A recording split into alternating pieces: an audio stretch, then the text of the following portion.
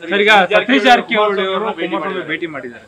ಏನು ರಾಜಕಾರಣದಲ್ಲಿ ಯಾರಿಗೆ ಭೇಟಿ ಆಗ್ತಾರೆ ಅನ್ನೋದು ಮುಖ್ಯ ಅಲ್ಲ, ಅಲ್ಲಿಂದ ಏನು ಹೊರಗೆ ಬರುತ್ತೆ ಅನ್ನೋದು ಮಾತ್ರ ನಾವು ನೋಡ್ಬೇಕಾಗಿರುವಂಥದ್ದು. ನನ್ನ ಸಂಬಂಧ ಎಲ್ಲರ ಜೊತೆ ಚೆನ್ನಾಗಿದೆ, ಹಂಗಂತ ಹೇಳಿ ಸಂಬಂಧ ನಾವು ಅದನ್ನು ನೀವು ಊಹಿಸಿದಂತೆ ನಾವು ನಡ್ಕೋಬೇಕು ಅನ್ನೋದಲ್ಲ.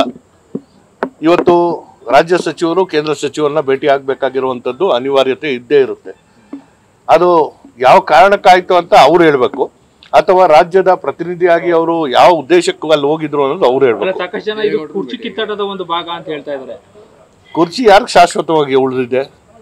ಹಾಗಾಗಿ ಯಾವುದೇ ಇಂಥ ವಿಚಾರಕ್ಕೆ ನಾನು ತಲೆ ಕೆಡಿಸ್ಕೊಳ್ಳಲ್ಲ. ದೇವೇಗೌಡರು ನೇರವಾಗಿ ಹೇಳಿದ್ರು ಸಿಎಂ ಆಗುವ ಅವಕಾಶ ಇರಬಹುದು, ಹಾಗಾಗಿ ಕುಮಾರಸ್ವಾಮಿ ಅವರು ಭೇಟಿ ಮಾಡಿದ್ದಾರೆ, ನಮ್ಮ 15 ಹೋಗಿದ್ದಾರೆ, ಬೆಂಬಲವನ್ನ ಕೇಳಲಿಕ್ಕೆ ಹೋಗಿದ್ರು ಅಂತ ಸ್ಪಷ್ಟವಾಗಿ ಹೇಳಿ ಹೋಗ್ತಾರೆ. ನೋಡಿ, 19 ಜನ ಏನ್ ಮಾಡ್ಬೋದು? 140 ಜನದ ಮುಂದೆ 19 ಜನ ಏನ್ ಮಾಡ್ಬೋದು?